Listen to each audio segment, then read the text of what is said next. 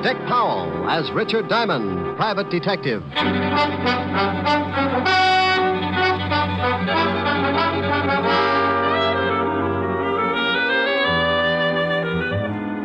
Hello there.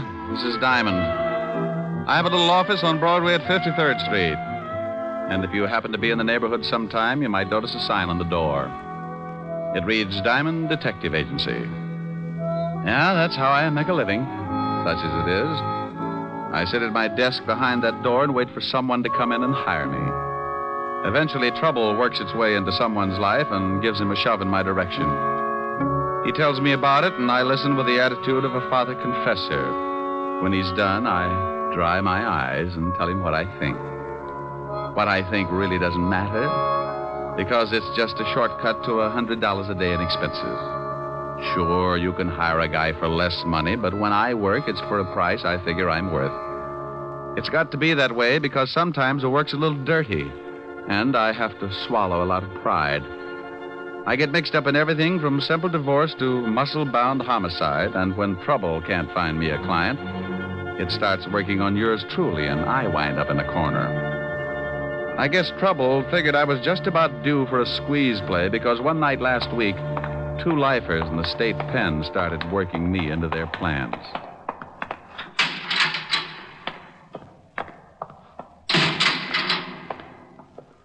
Well, what about it, Walsh? Shut up. Wait until the guards pass.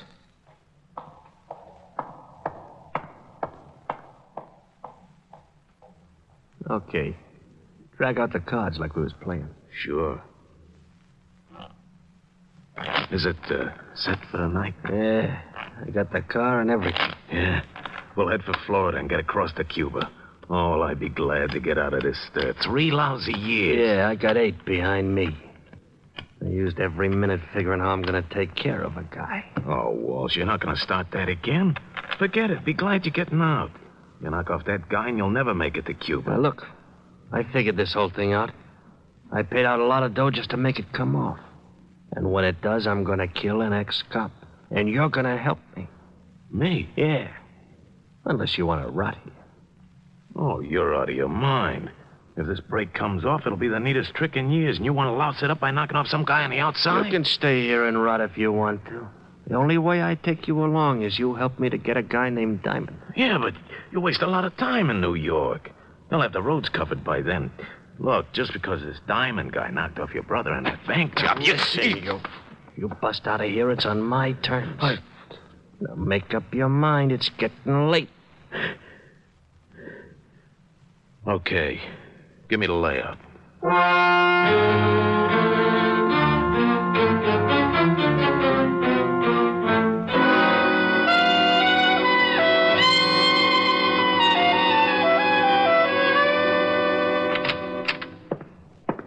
Yeah, what is it, Otis? We just got a call, Lieutenant. 2 prisoners busted out of Sing Sing, killed 2 guards. Who are they? Big time. Bob Wells and Charles Walsh. Charles Walsh? Yeah, lifer. I know. Diamond helped send him up before I took over this department. Otis, get Diamond on the phone. Diamond? Yeah, Diamond. Who'd you think I meant? Little Red Riding Hood? Yeah, Lieutenant. Oh, Diamond, Otis. Bring me my bicarbonate, Otis. Someday I'm going to get good and sore. What did you say? Nothing.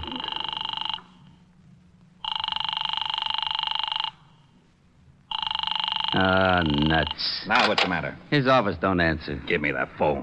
Huh? We've got to find him before Walsh does. Maybe he's over at Helen Asher's house. All right, Otis, stop standing on one foot. You can leave.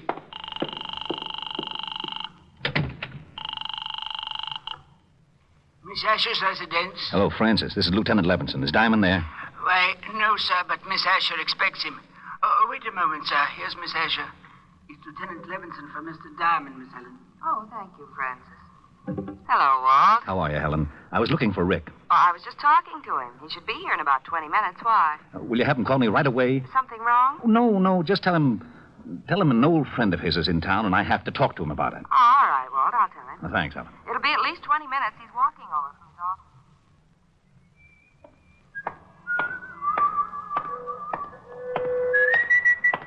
Okay, Diamond, hold it right there.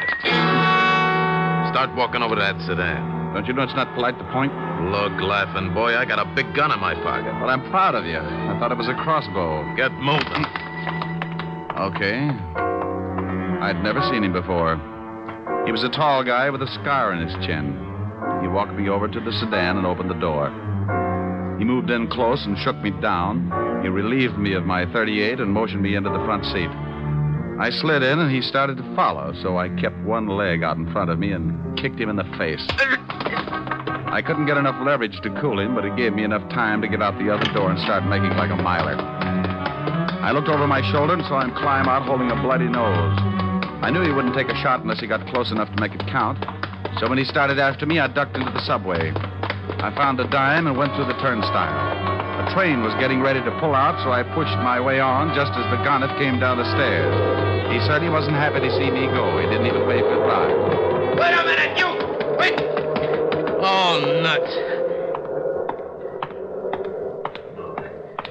My nose. Got away from me. Well, I call like that.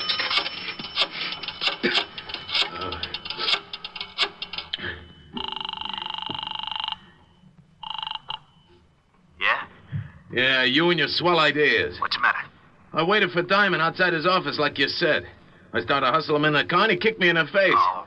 I think my nose is You broken. stupid. I told you to be careful. Yeah, sure you did. You think I like getting booted in the nose? Look, if you want Diamond so much, you get him yourself. Maybe you can tell me how you're going to get to Cuba without me? Huh? Oh. Well, what do you want me to do now? I still want Diamond. Yeah, but he jumped the subway train. How am I supposed to find her? I found out he's got a dame over in Park Avenue. Pick her up, bring her over here. Pick her up? I'd give you the chair for kidnapping. I'll use her to get Diamond. Pick her up if you want to get out of the country. Yeah, but a now, snitch. Look, I busted you out of a store. I can bust you right back in. Oh, Now pick her up. Her name is Helen Asher. She lives at 975 Park. well, what if someone else is there? What if there is? You want me to stop over making a fourth for bridge? Get him out of the way and bring the dame to me.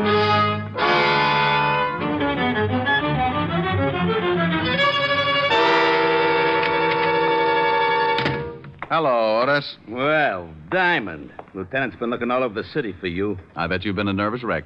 I wouldn't care if you fell off the George Washington Bridge, Shamus. Why, Otis? And after all, we've been to each other. Nuts. You better go on in and see the lieutenant. Sure. Hey, Sergeant. Yeah? When are you going to get some new shoes? If yours turn up any more in front, you'll have to ski to work. Hello, Walt. Rick, we've been looking all over for you. Why don't you cops get on the job? It's getting so it isn't safe for a citizen to walk the streets at high noon. What are you yakking about? Well, I leave my office to go to see Helen, and some goon tries to hold me up. Well, you're lucky you didn't get it right then. Do you know who busted out of jail last night? Go on, scare me. Charles Walsh. He swore if he ever did bust out, he'd get you. Wow. That explains something. Why, what happened? This character tries to hustle me into a car, so I shoved my foot in his face and beat it into a subway. But it wasn't Walsh. Might have been Bob Wells. He busted out with him. I can tell you in a minute. Got a file on him? Sure. Otis, bring in the file on Bob Wells. Right away, Lieutenant. Oh, Walt, do you mind if I use your phone? Now, go ahead. I better call Helen. Tell her I'm going to be a little late. Well, I just talked to her and asked her to have you call.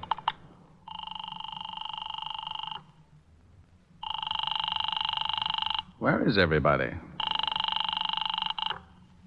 Yes? Francis? Oh, Mr. Diamond. Please hurry over here. Something's happened to Miss Asher. What are you talking about? Miss Asher's been kidnapped. What? Yes, sir. A man came in and made Miss Asher go down to his car at the point of a gun. He also hit me over the head. Was he a tall man with a scar on his chin? Yes, sir. That's right. We'll be right over.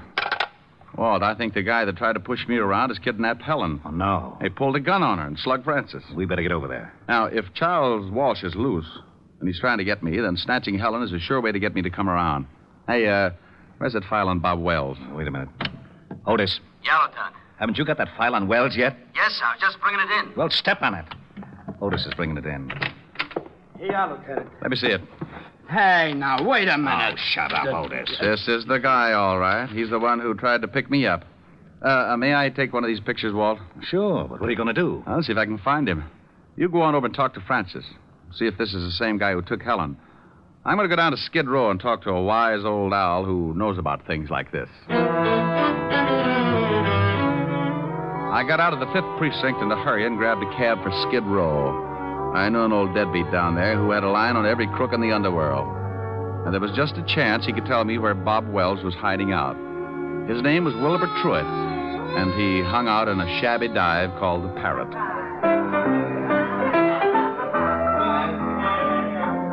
Hello, Wilbur. What? Egad, you at the piano, strike up a chorus of My Buddy, for the wandering boy has returned. Look, Wilbur. I would rise and bow from the waist as befits the occasion, but I fear that some sterno I accidentally came in contact with has rusted my spine, and I am forced to remain in a sitting position. I haven't got time to listen to the routine, Wilbur. I'm looking for someone. Here, take a look at this picture. Ever see this guy? Unless I have my morning constitutional, Buck, I can bring nothing into focus but a large bottle and a straw. Oh, waiter. Waiter, give me a bottle. You have arrived in the nick of time. I get that wonderful warm glow when you ask for a whole bottle. A snap comparison would be that of a happy mother smiling blissfully at a nursing babe. Okay, Wilbur, now tell me, do you know this man? One sip of strength, and I shall have the eyes of a carrot-stuffed feline.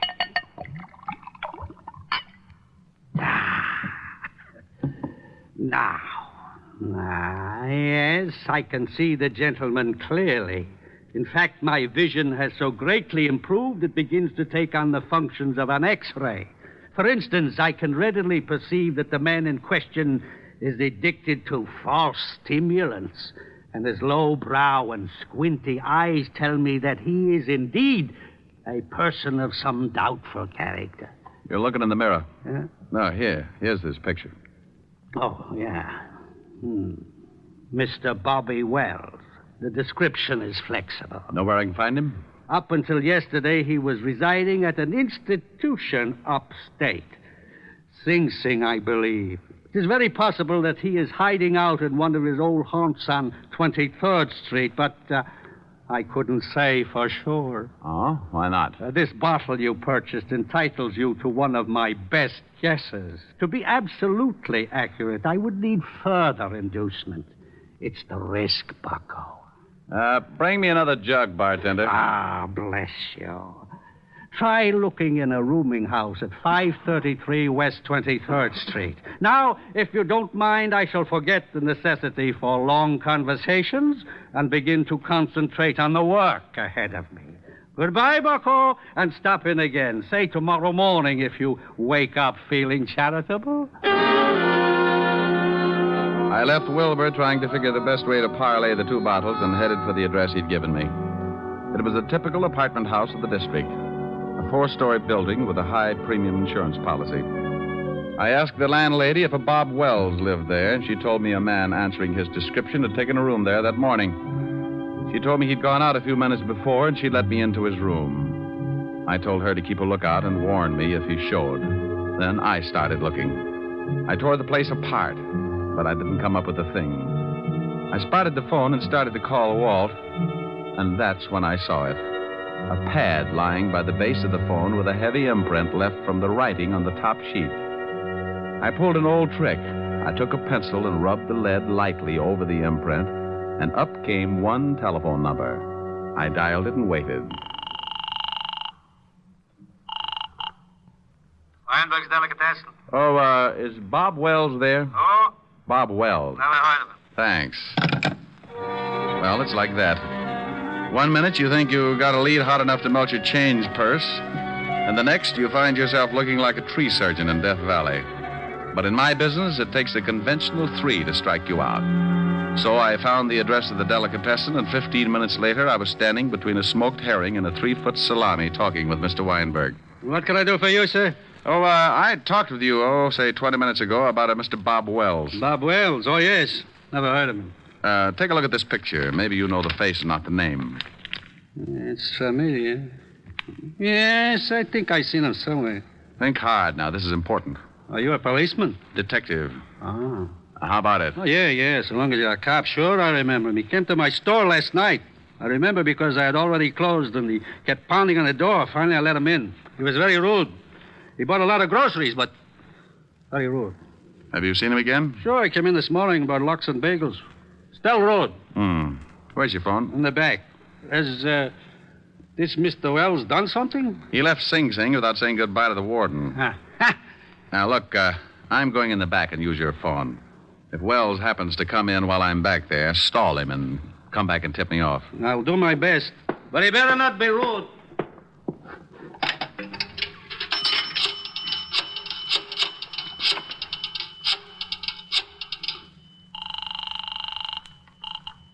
Homicide, Lieutenant Levinson. Hey, Walt, I'm in a delicatessen over on 24th Street. Yeah, Rick. I traced Wells this far, found out he's been buying food here, probably for Walsh.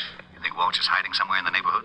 Yeah, that's my guess. They probably took separate places so they could move in a hurry if one hideout got hot. I'll be over there right away. Good.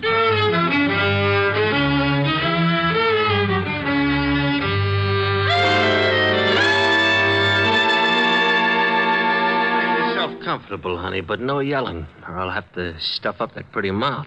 I don't understand this. Why did you kidnap me? I've been having a hard time getting in touch with your boyfriend, Diamond. Figure if his girl's in trouble, he'll come looking. I don't have a boyfriend. Sure. Play it straight. But you watch.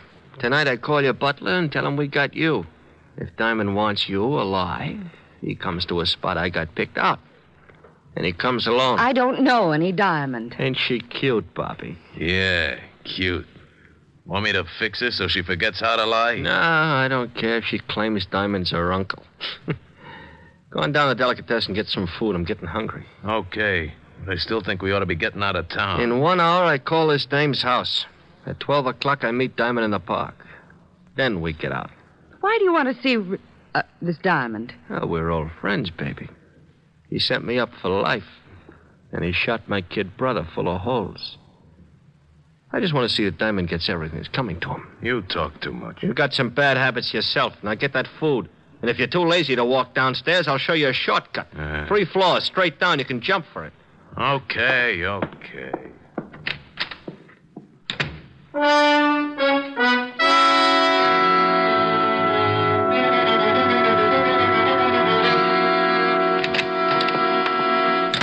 Good evening, gentlemen. What can Weinberg do for you? Hey, Lieutenant, that chopped liver sure looks good. Keep your fat hooks off of that, Otis. Walt, Oh, yeah, Rick? back here. All right. The storekeeper is watching out for Wells. If he shows, he'll come back here and tip us.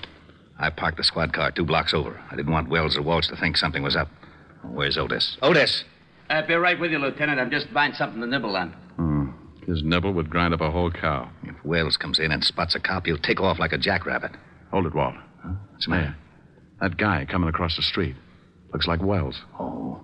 Otis, get away from that door. Huh? I can't hear you, Lieutenant. A man's coming in the store. Get away from the door. He is? You want me to hide? No, you idiot. Just play it smart like you didn't know him. But get away from the door so he'll come in. Oh, okay, Lieutenant. Leave it to me. Walt, duck. Good evening. What can Weinberg do for you? I'll have a couple of sandwiches. Hey, try the salami. It's great. Huh? Oh, yeah, thanks. Yeah, make it salami. Coleslaw. Pickle beer. Nice night. Listen to that idiot. Yeah, sure. Mustard. He's doing fine, Walt. Relax. You live around here? Huh? No, just seeing a sick friend. Yeah. Maybe that salami ain't such a good idea if your friend's sick. You know, I had an uncle with ulcers. He couldn't touch the stuff. It's too much garlic. Ketchup. No. My friend's got a cold. Oh, well, then I don't guess it'll hurt him, but... You know, the best thing for a cold is a good mustard plaster. And now you take the Here's your plaster... sandwiches, sir. 60 cents. 60? Yeah. Thanks. Hope your friend gets better. Yeah. Yeah, come on. How did I do, Lieutenant? Well, one thing is sure. He thought you were too stupid to recognize him. Can you still see him, Rick? Yeah, he crossed the street and he's starting to walk west. I'll tell him. He knows you. Good. When you spot the place, call me here. Think I should throw a net around the neighborhood? Not till we spot the hideout. Right. Hey, Diamond, they got your girl. How you going to get her out? Could probably use her for a shield. That's a good point, Sergeant. And believe me, I've been thinking about it.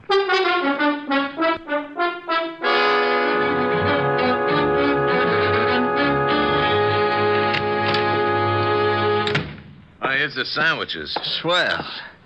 Hey, you only got 2. Oh, there was a cop in the delicatessen. A cop?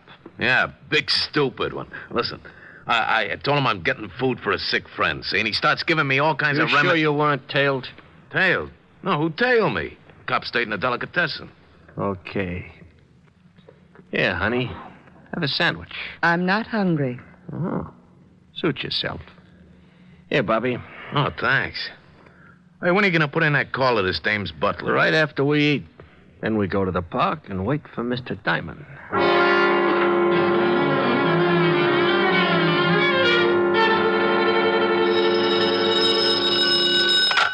Yeah?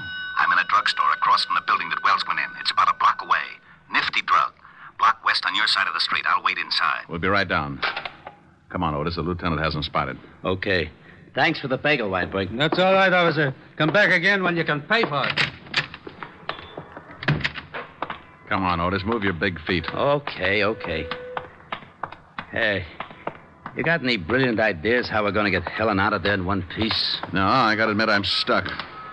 Why don't you get that bear trap mind of yours working and make yourself a hero? Well, maybe we could start a fire in the building. It'd have to come out. Oh, swell. There's nothing I'd like better than a well-done girlfriend. Well, I was trying. Yeah. Hey, wait a minute. What's the matter?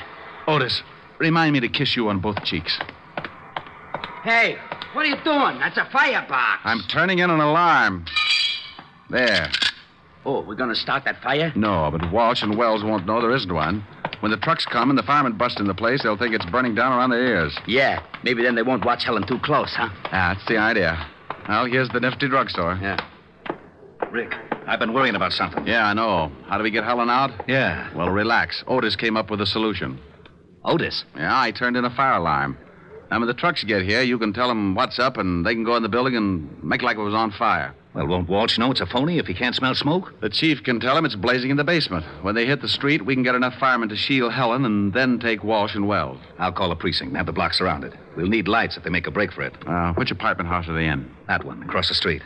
After I call the boys, we better go over and find out which room they're in. Quietly clear the rooms on both sides in case the shooting starts before we expect it.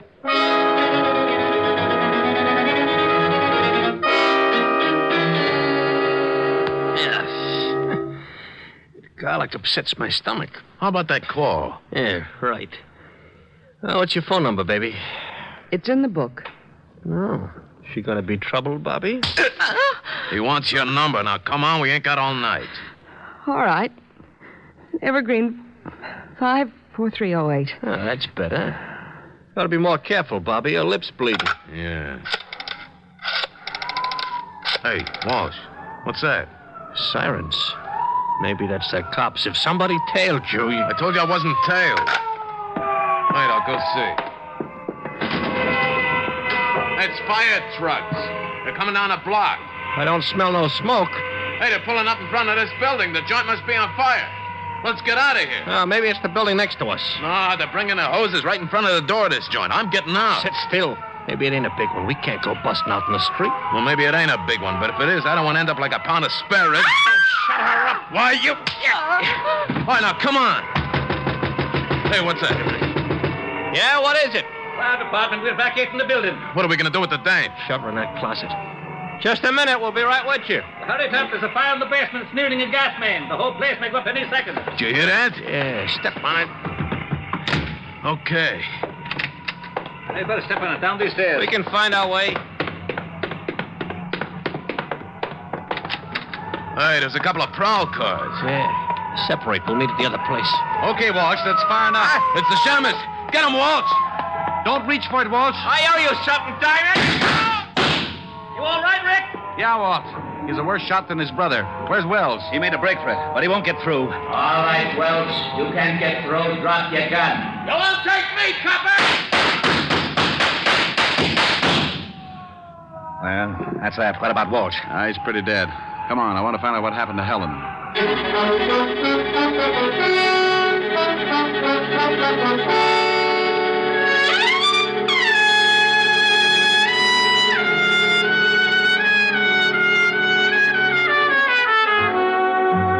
Well, Walt and I went up to the room and found Helen in the closet. We took her downstairs, and she cried a little on my shoulder. I like that. Makes me feel so protective. Walt cleaned things up and dropped Helen and me off at her place. An hour later, Helen got back to normal, and we relaxed on the couch and forgot about Wells and Walsh. How do you feel now, baby? Better. Want to get Francis to fix some dinner for you? Oh, no, I'm not very hungry. You can have some if you want. No. Want to play some canasta or something? But you always said it was a bad 200 game. Yeah, it is. Well, I forgot my jacks. Silly. Want a neck? Ooh, what you said. Come here. No. Helen. No, I'm mad. Mad? What for? Because those two thugs ruined a wonderful evening. What's the matter? Want me to go? Oh, you idiot, of course not.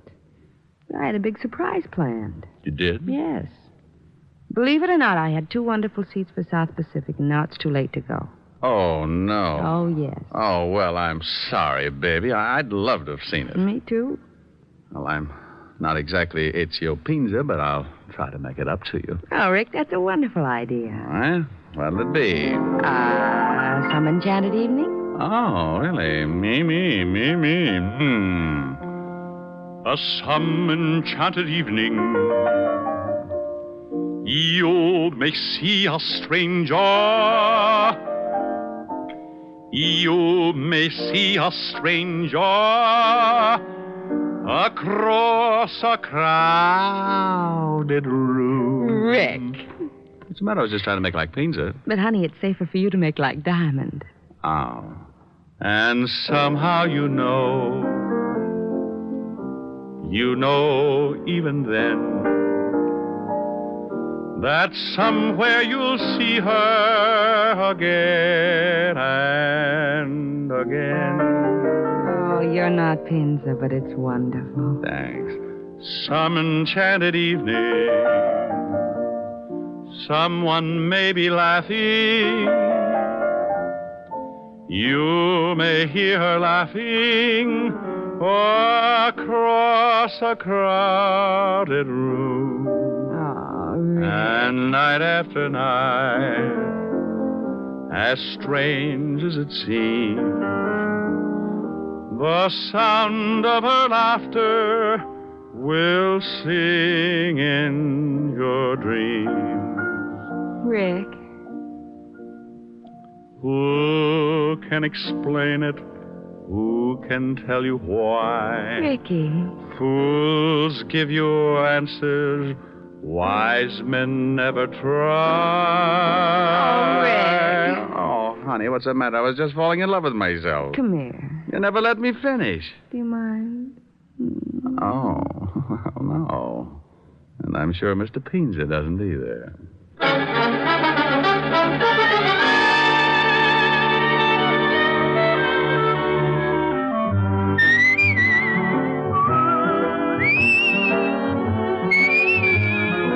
You have just heard Richard Diamond, Private Detective, starring Dick Powell. Helen was played by Virginia Gregg, Lieutenant Levinson by Ed Begley. Also in our cast were Wilms Herbert, Paul Frees, and Larry Dobkin. Music was under the direction of Frank Worth. Richard Diamond is written by Blake Edwards and directed by William P. Rousseau. Now, this is Eddie King inviting you to be with us again at the same time next week when we will again bring you Dick Powell as Richard Diamond, Private Detective.